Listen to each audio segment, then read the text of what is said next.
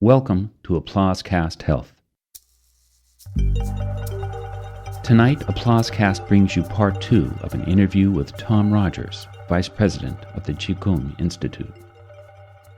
The Qigong Institute, a non-profit organization, was incorporated in 1987 by Dr. Kenneth Sancher.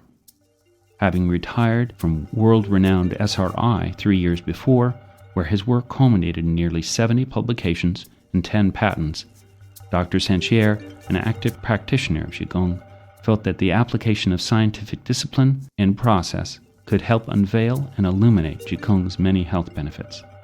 To date, Dr. Sancher has published 28 papers on experiments and the philosophy of Qigong. After nearly 2 decades, the Qigong Institute's charter continues to be the support of education and research into the immediate and long-term health benefits of Qigong. Tonight's interview is with the Vice President of the Qigong Institute, Tom Rogers.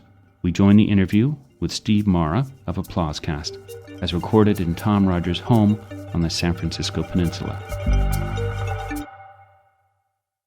There's really 2 benefits, major benefits of Qigong. One is for chronic illnesses, and the other one's for preventative.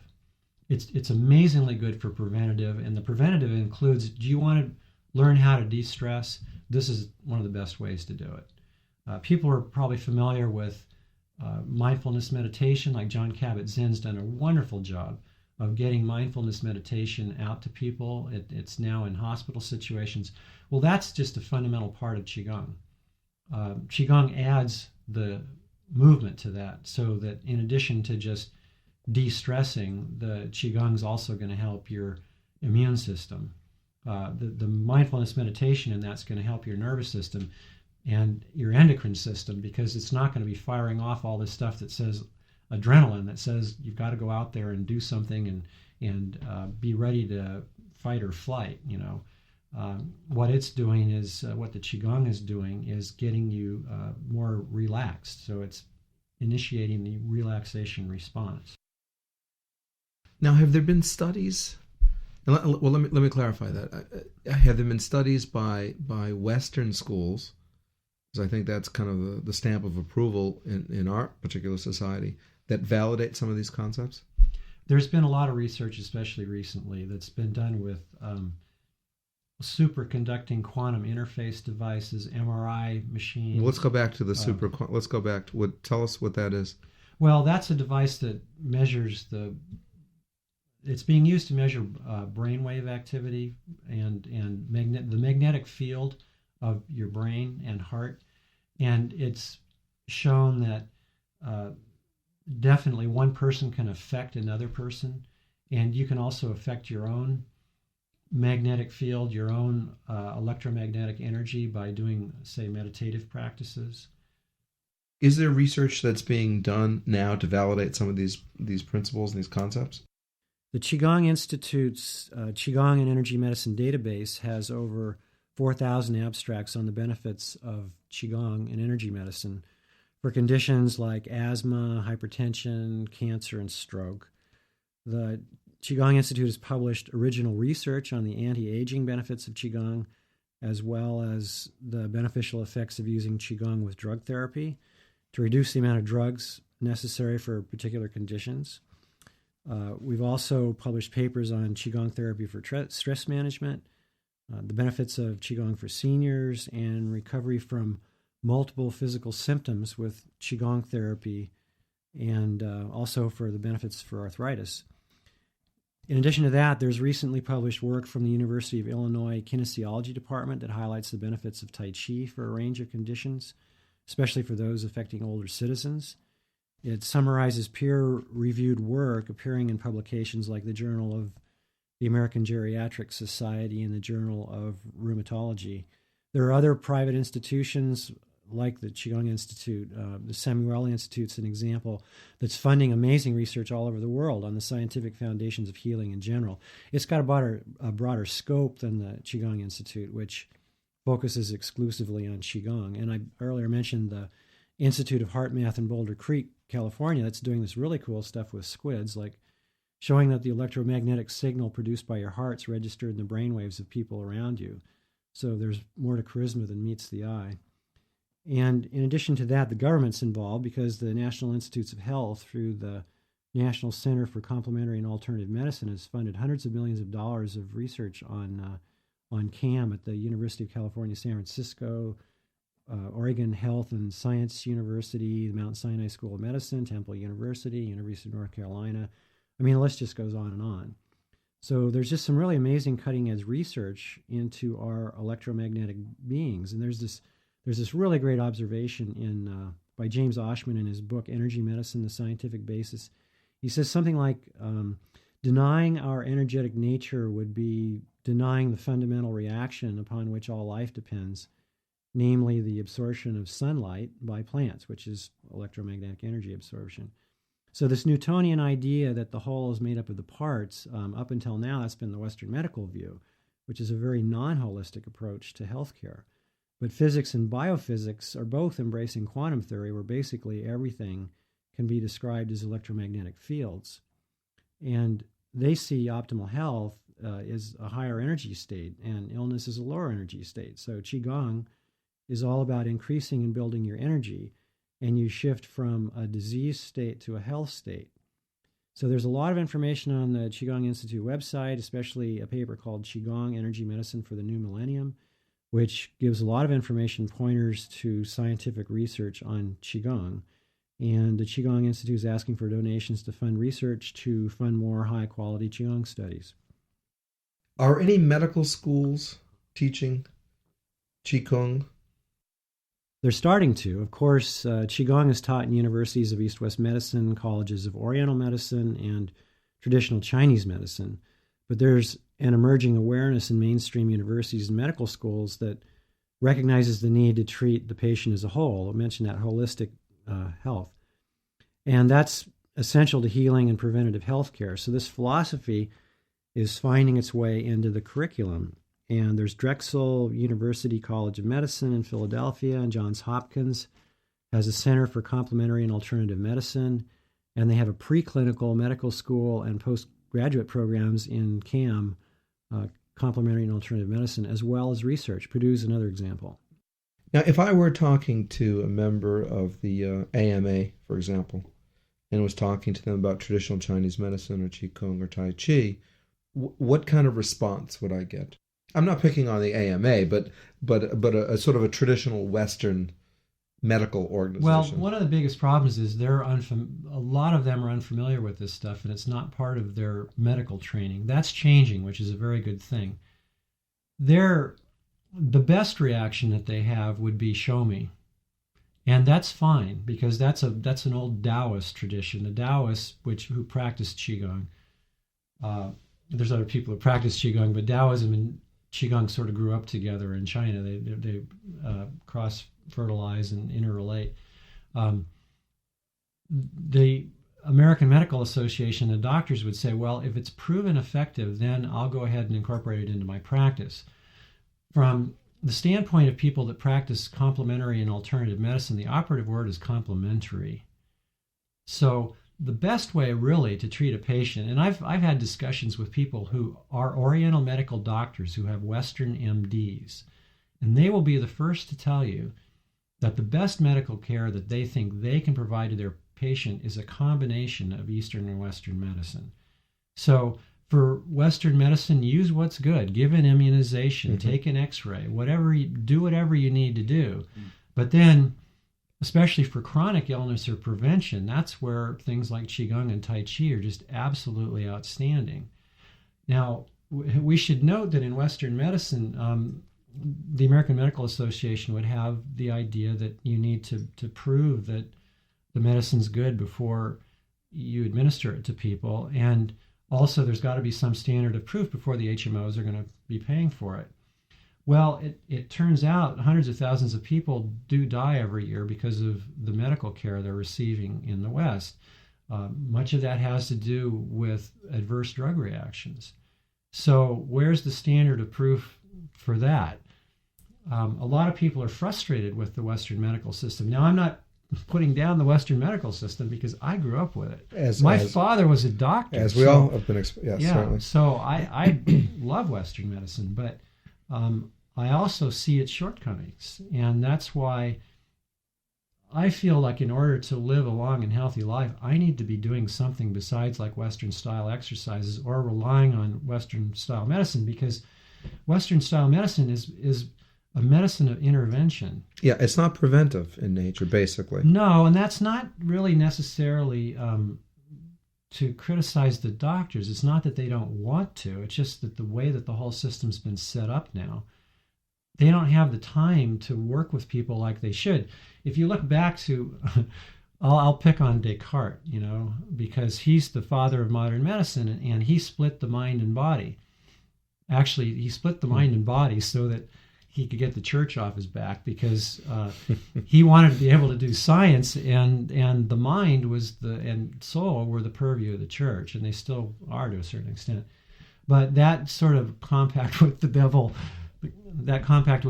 was made a long time ago. But the consequences of that have been extreme, because that, combined with this Newtonian model of reductionist model that we are just this machine, that type of medical care hasn't really been able to put the mind and body back together again. And that's what Qigong and Tai Chi will do. It actually integrates right brain, left brain, upper and lower body, so that now you're treating the body as a whole, and you're doing preventative medicine as a whole on your whole being, on your whole body. And even Western science is starting to understand this, because if you look at where Western science has come in the last 20 years, it's amazing, especially in the area of neuroscience, because now there's psychoneuroimmunology, which is looking at how thoughts and emotions affect your nervous and immune system, and there's a definite correlation there. And in fact, even the much maligned placebo is now starting to become a topic of research in neuroscience, because the neuroscience community realizes, hey, there's a connection between this stuff. So now there's psychoneuroimmunoendocrinology, which is a realization that your nervous system, your immune system, and your endocrine system are all connected. And that's what traditional Chinese medicine and Qigong has been saying for the last couple thousand years. In other words, your thoughts and emotions have a very direct effect upon your health and well-being. And it's also interesting to note that the National Institutes of Health in 1997 stated that acupuncture was an effective treatment for a number of conditions. So what the Chinese knew as effective treatment 2,000 years ago, now, finally, the Western medical community has caught up with it. Also, the World Health Organization has stated that acupuncture is indicated for over 100 conditions. So these acknowledgments have opened the door for acupuncture in particular, but also for energy medicine in general, like Qigong and Tai Chi, for reimbursement, funding for research, and their use in clinical situations. And for instance, the Stanford Center for Integrative Medicine recently started offering acupuncture treatments, and the Stanford Cancer Center has also been offering medical Qigong to patients. Kaiser Permanente's been offering Qigong classes, and the Columbia University Medical Center's integrative medicine program teaches Qigong for heart conditions. Now, are there any advocating institutes that are talking to the insurance companies? It's a long, hard road. The answer is yes. Roger Yanka, who is with the Institute of Integral Qigong and Tai Chi, has really been leading the charge on this for the last 20 years. And it's been a long road, but it's slowly but surely. He and other people are beginning to talk to the HMOs and the healthcare community. The Qigong Institute recently took part in a national experts meeting in Qigong and Tai Chi, how to get that out to the aging community. The organizers of that conference were the Active Aging Partnership, which includes the American Geriatric Society, the National Council on the Aging, the Centers for Disease Control, University of Illinois Kinesiology Department. That's the steering committee for all this. Now, they're looking at how to get Qigong and Tai Chi out to the aging community to make it as popular with the aging community as yoga is with young people now. You know, yoga is popular for practically everything, and with good reason. I love yoga and I do it every day. But I also do Qigong and Tai Chi every day. And those are extremely good for you. And if you can complement by doing both, that's the best. So this group is trying to get the Qigong and Tai Chi out to these populations. And they're doing it because this is the steering committee for getting this information out there. But there's 50 other organizations that take care of the elderly population. And those organizations are looking very closely at this work that's coming out of this organization. How did acupuncture, which is invasive as opposed to Tai Chi or Qigong, where it's not invasive, how did acupuncture get HMOs to kind of condone what it is that they're doing?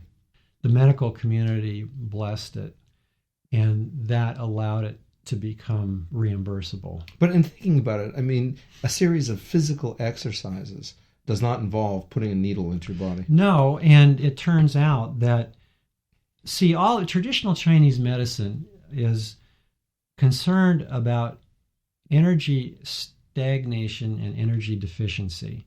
So massage or Reiki, therapeutic touch, Qigong, Tai Chi, traditional Chinese medicine, herbal medicine, all of this is about working with the energy in your body. And you want to get the energy flowing in your body, and you want it to be balanced. So you're using all these different modalities, and you're including acupuncture and acupressure. Acupressure is a form of Qigong, and that's operating on the same meridians that acupuncture does. So acupuncture is Qigong with needles. Do you want to tell us what meridians are? You introduced.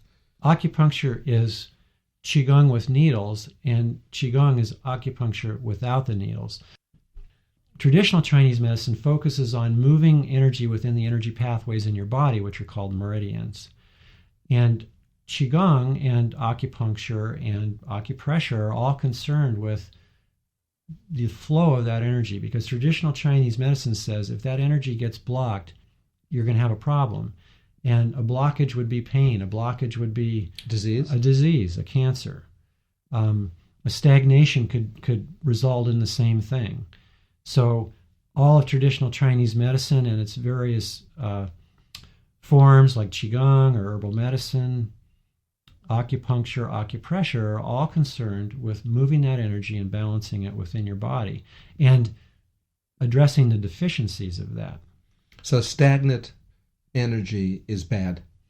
Stagnant energy is very bad. I think all of us have had that feeling, whether we associate it with our energy pathways or not. You know, there's a lot of times when you just don't feel you feel like good. a slug. You feel and you don't necessarily you don't feel sick, but you just low energy.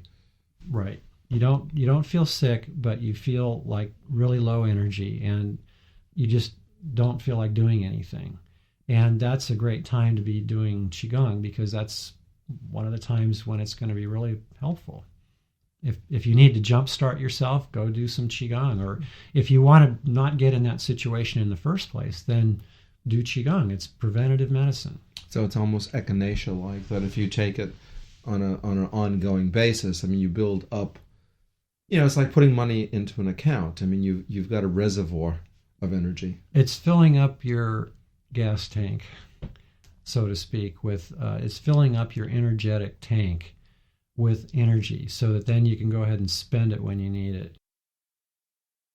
You know, as a consumer and as a parent, what I find, you know, sort of an interesting set of circumstances is that recently the cough medicine that's sold over the counter, especially for kids, has shown to be absolutely useless. And how often all of us have gone to long drugs or whatever to buy cough medicine that doesn't do anything. But whereas Qigong and traditional Chinese medicine is just not an avenue, I think, that many of us have been exposed to. It would be wonderful if we could get this into healthcare, both for the aging community and for younger people. My daughter's another prime example, maybe like yours. She has been going to public school. She's does physical education in the public school. Turns out you only get a couple minutes of physical education, because the physical education, and especially in the public school system, is more like crowd control for 45 minutes. So imagine what it would be like if we just taught them some of these skills to de-stress. And in fact, some people are. There's in Kauai, they're doing that with the Kauai Peace Project. They're doing it in Spain. There's a lot of good programs. And in fact, even here in Los Altos, there's at Hiroku, they're teaching karate to kids. And people are starting to realize how good karate is because it teaches them discipline, Sure. which is a wonderful thing, and respect and all these good things. But they're also teaching them Qigong. So these kids are learning how to develop their energy. They're learning how to calm their minds, and they'll be able to use that as a life skill. I would love to see that stuff get into the public school system because these are life skills that people really need. And most of us, if we're lucky, we find out about them. Like I started doing Tai Chi when I was in my early 40s. So it took me that long to do that. So it would have been wonderful to find out these skills a lot earlier. But let me ask you this. How does this type of research, which, is probably not the most mainstream type of research that a university can engage in, how do they get funded? What's the mechanics of funding for something like this? Well, some of the funding comes from the National Center for Complementary and Alternative Medicine, which is one of the institutes in the National Institute of Health. And it provides money for research into what is broadly classified as energy medicine, plus other things like herbal medicine, etc. And that's tended to focus on acupuncture. There are also a few private foundations that provide money for this type of research, and they've focused on acupuncture more than Qigong per se. Now, the Qigong Institute is focused mainly on Qigong and the benefits of Qigong. So does the Qigong Institute fund research? It funds research, and it also is involved in education. So those are the two main roles that it plays. And how does the institute raise money?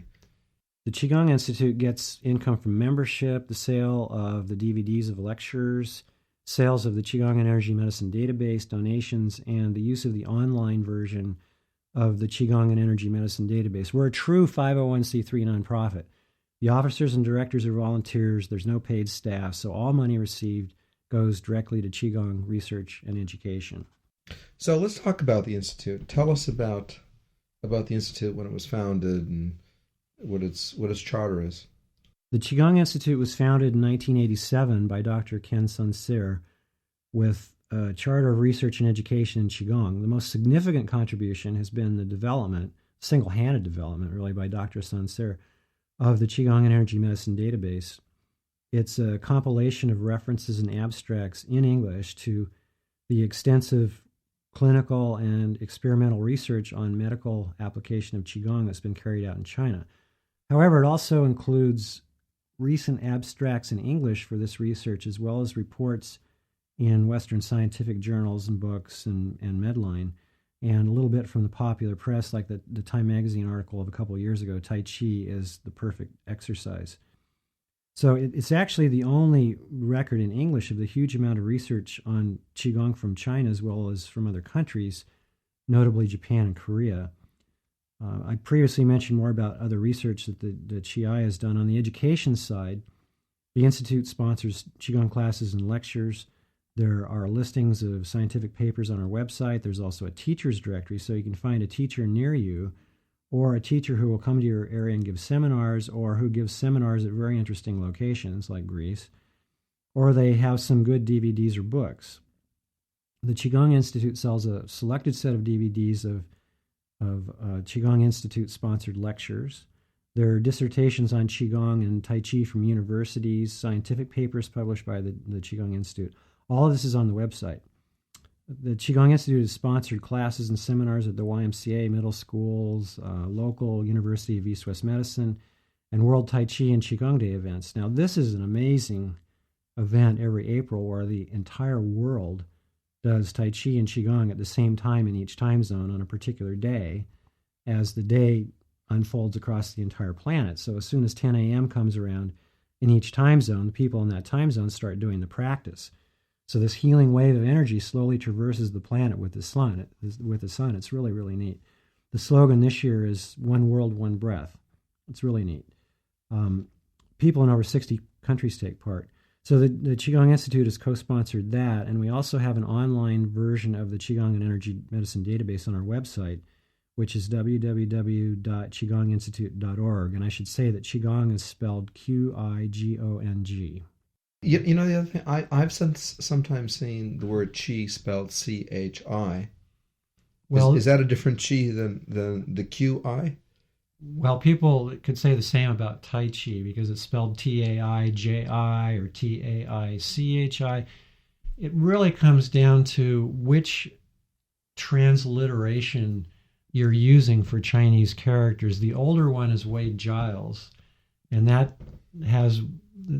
results in one way of saying this, which is Qigong, Chikung.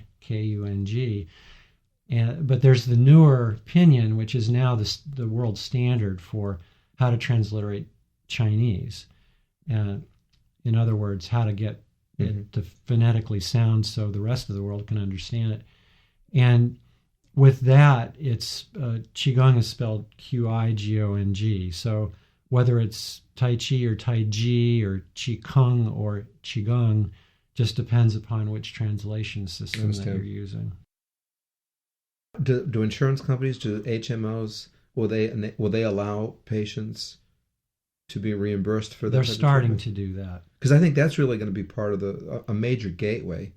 I mean, I would think people would try alternative medical treatments, but a lot of it is just the economics of it. Well, there's billions of dollars being spent on alternative medical treatments now, and some studies show that 7 out of 10 people go and do that and don't tell their doctors about it. But will their insurance cover it? Their insurance, in most cases, will not cover it yet, because the insurance companies don't realize it, don't realize the benefit of it. So you go and you'll get reimbursed for going to a physical therapist who will manipulate your joints and stuff in a certain way, but not for Qigong, which is kind of interesting because once you learn Qigong, you don't need to go to a physical therapist. You can just do it on your own. What about a chiropractor? Is that covered through an HMO? A lot of the chiropractic work is covered. And chiropractors are some of the people that are leading the way in terms of introducing the Western medical community to this complementary set of health practices from the East and China. Tom, give us 3 reasons why anyone would want to do Qigong. Well, I always decided that I wanted to do it to live a long and healthy life, so I'd have to say that's probably number 1. Number 2 is, how do you do that? That might be number 2. And 3, how do you do that? How do you get that long and healthy life? I do a lot of exercising. I do Western style exercises during the week: hiking, climbing, a little bit of Pilates, stretching, yoga, swimming, all those kinds of things. Again, that's necessary but not sufficient. What is sufficient is taking care of your nervous system, your immune system, and your internal organs. And you have to exercise those.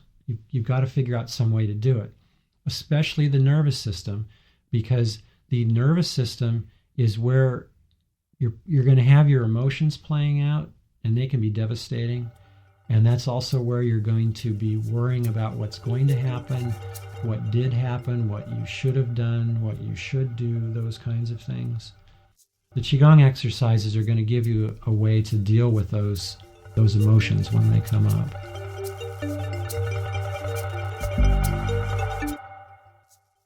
If you'd like to leave us email regarding tonight's podcast, drop us a line at ontheair@applausecast.com. If you'd like to have Applausecast produce a podcast for you or your organization, email us at sales@applausecast.com or call us at 650-400-3929. This has been an Applausecast production.